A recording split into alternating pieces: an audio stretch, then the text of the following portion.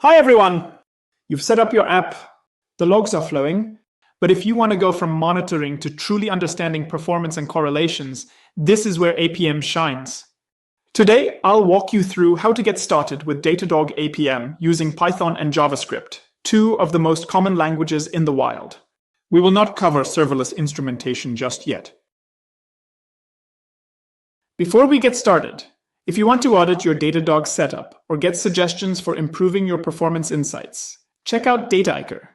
It's a companion app that helps you uncover best practices, cut unnecessary costs, and ensure you're not flying blind. Link in the description. Alright, so let's kick things off with a fast refresher. In APM, the smallest unit of work is a span.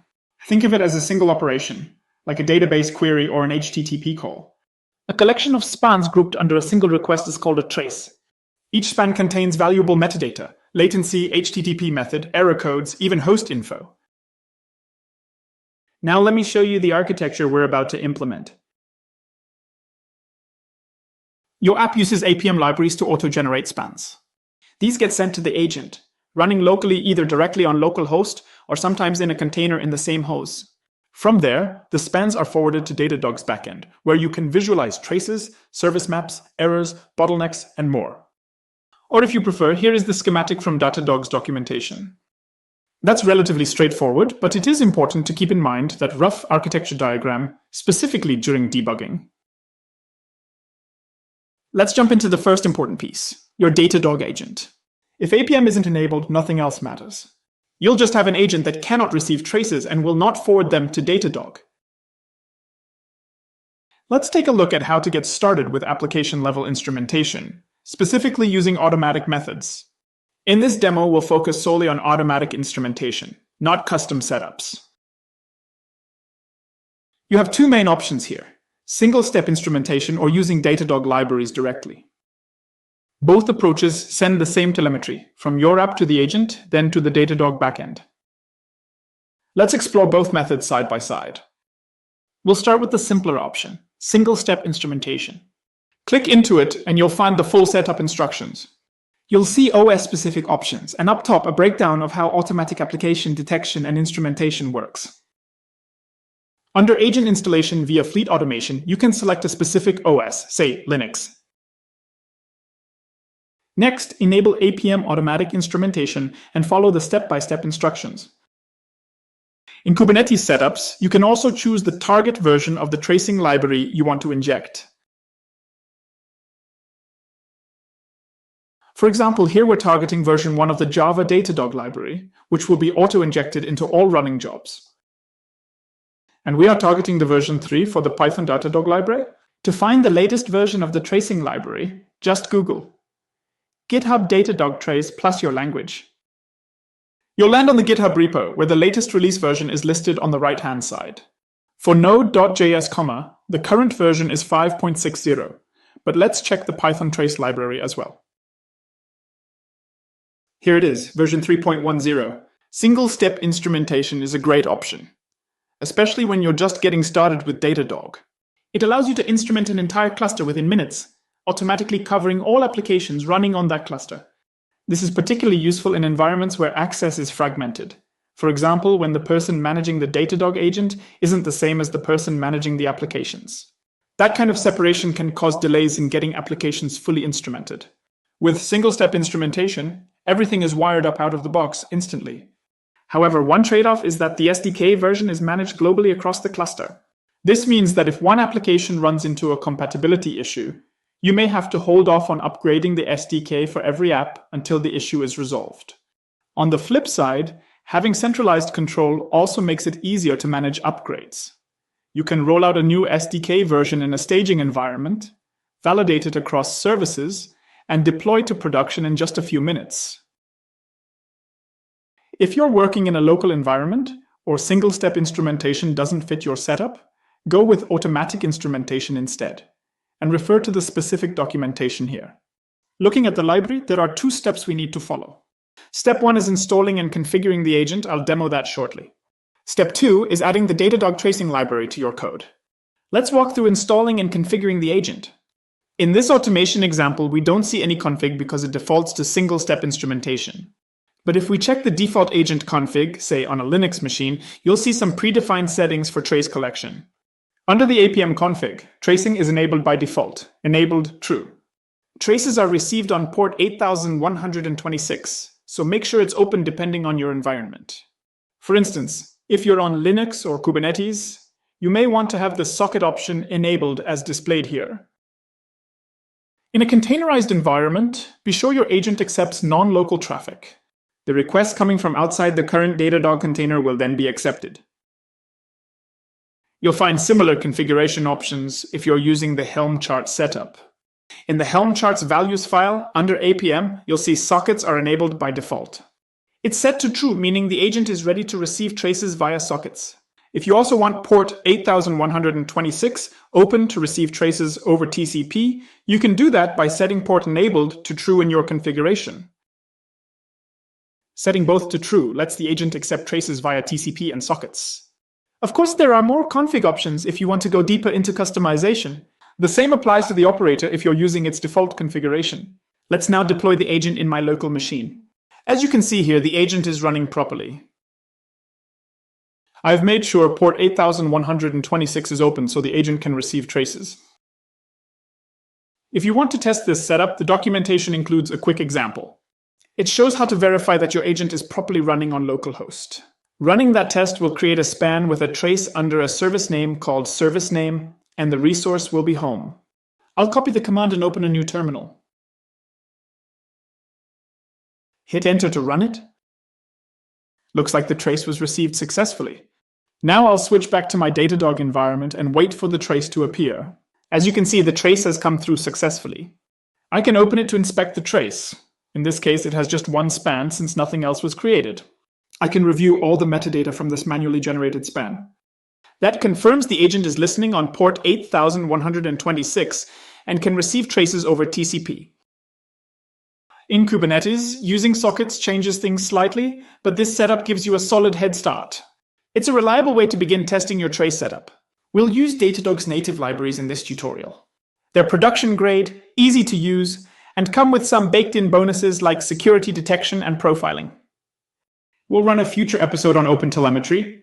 Right now, let's assume that native Datadog libraries include additional features such as profiling with deep correlation with traces or a RASP for security.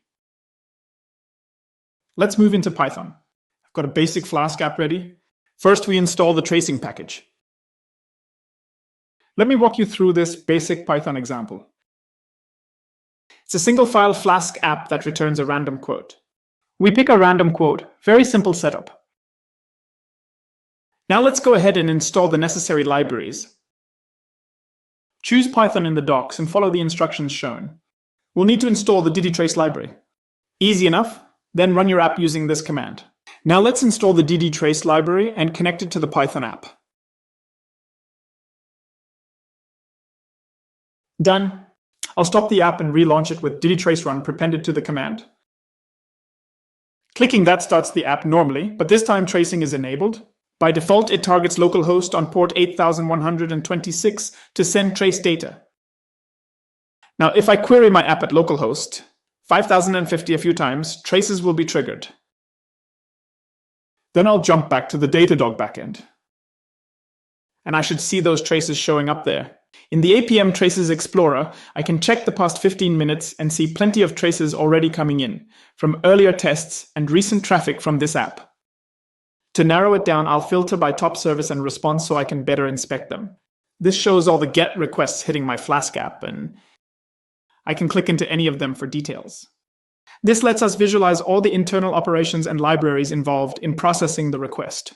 These are the components that handle the request. Let's repeat the process using JavaScript. I'm using Node.js with Express here. Here's a quick look at my simple Express demo.